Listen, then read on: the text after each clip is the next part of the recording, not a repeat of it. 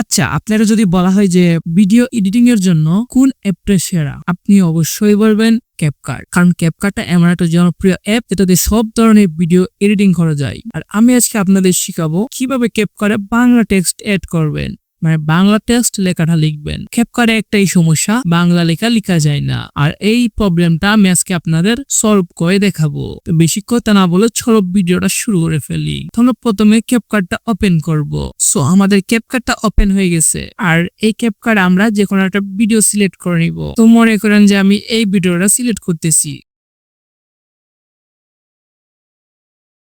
তো মনে করেন আমি এইটা সিলেক্ট করলাম। তো কথা হচ্ছে যে এখন এইখানে আপনি বাংলা লেখাটা কিভাবে লিখবেন। সো আমি আপনাদের দেখাই যে এটা বাংলা লেখা হচ্ছে কিনা। সো এখানে যদি আমি টেক্সট অ্যাড ক্লিক করি, সো আমি কিছু বাংলা লেখা লিখি, দেখেন কিরকম ভাবে হয়ে যাচ্ছে, উল্টো পাল্টা হয়ে যাচ্ছে। আজকে এটাই আমরা সলভ করব যে কিভাবে খুব সহজেই এখানে বাংলা লেখাটা লিখতে পারবেন। সো এই বাংলা লেখাটা লেখার জন্য আপনাদের আরেকটা অ্যাপ প্রয়োজন হবে।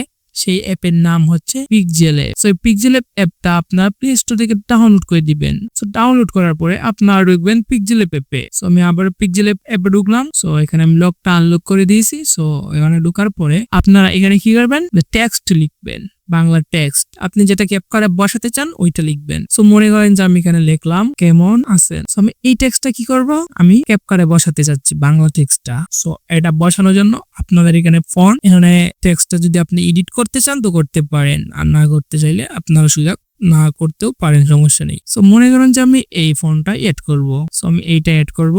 এটা এড করার জন্য এখানে আমি একটা ফন্টটা লাগাই নিছি। ফন্টটা লাগানোর পরে এখানে আমি আর কোনো স্টাইল করব না, কালার লাগাবো না, আপনারা চাইলে করতে পারেন। সো এখানে আপনারা নিচের দিকে দেখতে পাচ্ছেন, এখানে আসার পরে আপনারা এখানে ট্রান্সপারেন্ট এখানে ক্লিক করবেন। সো ক্লিক করার পরে দেখতে পাচ্ছেন ব্যাকগ্রাউন্ডটা সরে গেছে। এখান থেকে আপনারা এই কি করবেন, এই যে লেখাটা এটা আপনারা সেভ করে নেবেন। আল্ট্রা দিয়ে সেভ করে নিচ্ছি। সেভ করে নেওয়ার পরে আপনারা আবারও ক্যাপকাট ওপেন করবেন। সো ক্যাপকাট ওপেন করার পরে আপনার ওভারলিতে ক্লিক করে, এড ওভারলিতে ক্লিক করে, আপনার ফটোতে ক্লিক করে যে টেক্সটটা আপনি লিখছেন বাংলা ওইটা এখানে অ্যাড করে দিবেন। সো দেখতে পারতেছেন এখানে কত সুন্দর একটা টেক্সট অ্যাড হয়ে গেছে। তো চাইলে আপনারা এখানেও কালার বা অ্যানিমেশন লাগাইতে পারেন, খুব সুন্দর সুন্দর অ্যানিমেশন কালার আছে। সো আমি লাগাই দেখাইলাম না, আপনারা চাইলে এরকম ভাবে অনেকগুলো টেক্সট এড করে দিতে পারেন খুব সহজেই। সো সবাই ভালো থাকবেন, আল্লাহ হাফেজ।